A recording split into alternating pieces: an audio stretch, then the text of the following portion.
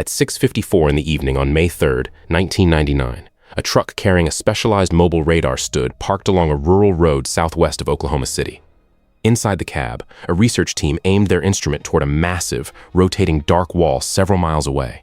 The data that returned to their screens was unlike anything ever measured on this planet. 301 miles per hour, within a narrow margin of error. Wind speeds of this magnitude have no business existing near the surface, just above suburban streets and local schoolyards. Only 3 minutes later, a meteorologist in Norman looked at his station display and realized that all standard warning procedures would be helpless to protect people in the path. Right there, with the storm only 15 minutes away from the suburbs, he created a completely new warning. Two key questions still surround that historic night. Why does this record wind measurement still stand unbeaten after more than 20 years? And how do official surface damage ratings compare to wind speeds measured by radar high in the storm? The morning had started out like any other spring day. May in Oklahoma is peak, severe weather season, and residents often view a storm forecast with the same calm indifference that people in other states view a light shower. Beneath this quiet routine, however, the atmosphere was rapidly priming itself. Warm, moisture-filled air surged northward from the Gulf of Mexico, trapping itself beneath a layer of much colder, drier air aloft, while upper-level winds shifted direction rapidly with height, creating the strong shear necessary to initiate storm rotation. Forecasters measure this potential atmospheric energy using a metric called convective available potential energy, or CAPE. Think of it as the explosive force ready to propel rising air currents. While a value of 2,000 indicates a moderately unstable environment, readings that afternoon over central Oklahoma climbed past 4,000 joules per kilogram. With abundant fuel and shear in place, the atmosphere was primed for destruction, long before any storms appeared on radar. At 3:49 in the afternoon, the Storm Prediction Center in Norman upgraded its convective outlook to a rare high risk. This phrase is sometimes used casually today, but within professional meteorology, it is a major alarm sounded only when confidence is absolute. A high-risk designation means forecasters are very confident that a major severe weather outbreak with violent tornadoes or extreme winds will occur in a specific region. Local television networks immediately cleared their regular programming. Off-duty meteorologists canceled their plans and drove back to their offices. Storm chasers who had been waiting all spring headed toward the rural counties southwest of Oklahoma City, as everyone interpreting the afternoon data arrived at the identical conclusion. A worst-case meteorological scenario was no longer just a model run on a computer. It was a schedule, and the first supercell to develop that afternoon would produce the strongest winds ever measured by humanity. At 6:23 p.m., near the small town of Amber, a slender column of dust swirled off a field. Nothing about its early stages appeared historic. Local residents watched it drift across pastureland, a narrow vortex kicking up loose dirt and breaking fence lines, the sort of minor tornado that typically disappears within minutes without ever making the news. But this storm wouldn't fade away. The large parent supercell above continued to gorge itself, pulling in the very unstable, humid air and tightening its internal rotation like an ice skater spinning. Within minutes, the funnel expanded, turned black, and developed a broad base that pulverized topsoil and shattered trees into a rotating cloud of dark debris. Chasers on the scene began broadcasting descriptions that moved past routine scientific observations into desperate warnings. The thin rope was gone, replaced by a huge wedge heading toward the state's most populated corridor. If analyzing these powerful natural forces interests you, please consider subscribing to this channel. Once you understand the mechanics of these storms, you'll never view an ominous sky the same way. Bridge Creek was the first community to face the tornado's catastrophic F5 destruction, a sprawling settlement of houses and mobile homes nestled among rolling hills. On television, meteorologists in Oklahoma City were watching the live aerial feeds, prompting one prominent broadcaster to abandon all traditional rules of calm, professional presentation. Gary England had anchored local weather coverage for decades, known as a steady, reassuring presence who rarely exaggerated threats.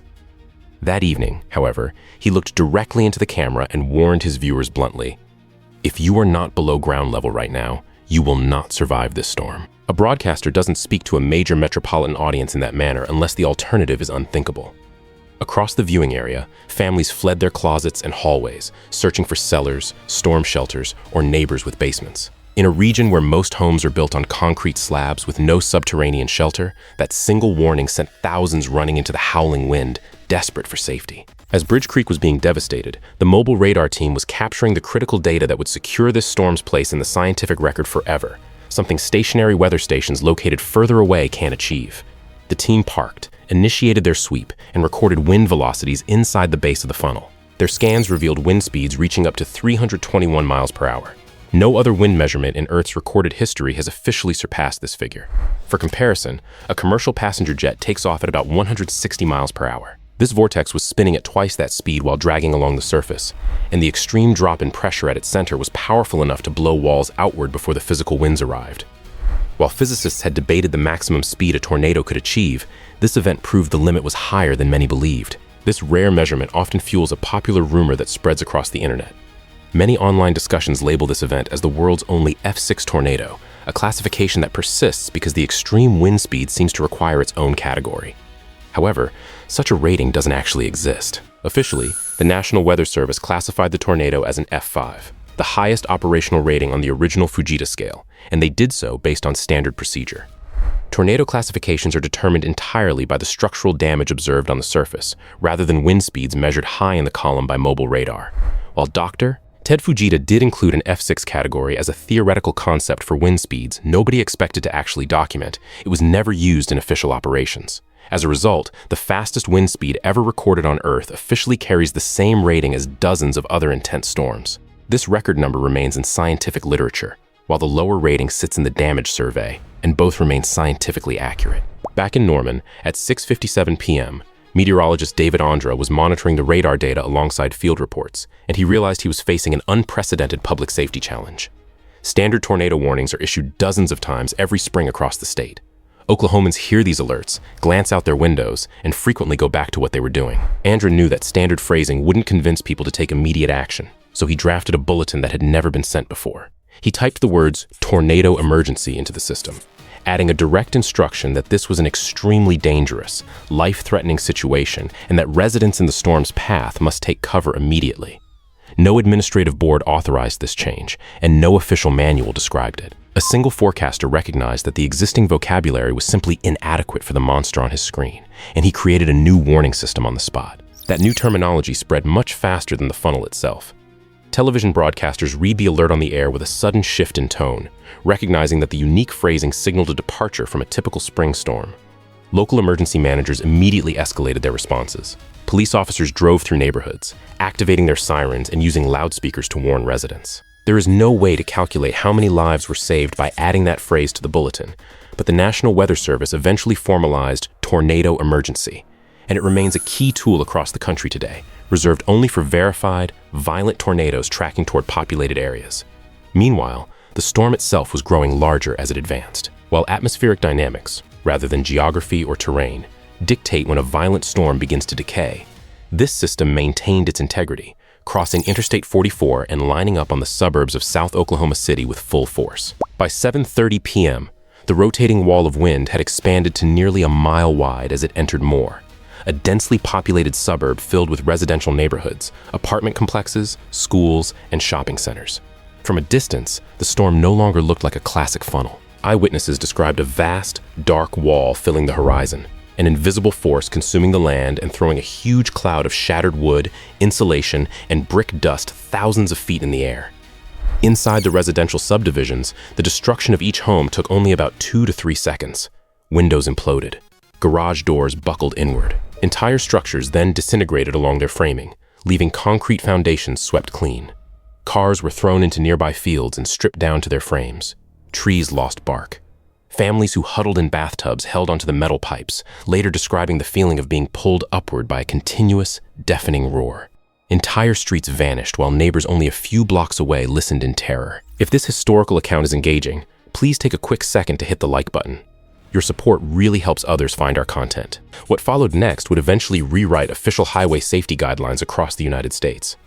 As the giant tornado approached, motorists caught on the highway did what seemed logical and what past television footage had occasionally shown. They parked their vehicles under concrete highway overpasses, scrambled up the steep embankments, and held onto the steel girders, believing the bridge would shield them from the wind.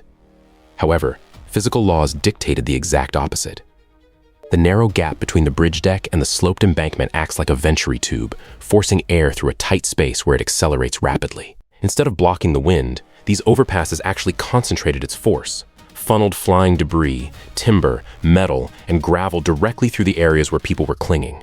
Several motorists were swept out and lost their lives. Others suffered severe injuries, and the empty cars abandoned below blocked emergency response teams. This widespread piece of survival folklore was decisively disproven in a matter of seconds at 3 different bridges along the path. In the midst of the devastation, one particular rescue operation stood out. In the surrounding communities, the extreme winds ripped the infant away from her mother.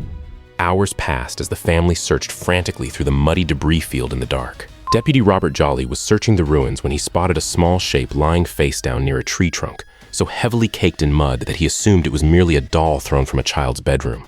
He picked it up anyway. To his amazement, the baby began to cry. Aleah had survived being carried through the air by the most violent winds ever measured, and she was returned to her mother with only minor injuries. Rescue teams worked throughout the night by flashlight, searching every block and calling out, and miraculous survivals like hers are why those crews refused to overlook any object they encountered. Dawn on May 4th revealed a corridor that damaged surveyors struggled to describe in conventional terms. Approximately 1,800 homes had been destroyed, thousands more damaged, and the resulting debris wasn't piled on the home sites but smeared northeastward for hundreds of yards. Investigators found bare concrete slabs with heavy anchor bolts sheared off at the foundation level, pavement scoured of its surface layer, and grass pulled directly out of the soil. Heavy metal signposts were bent flat against the earth.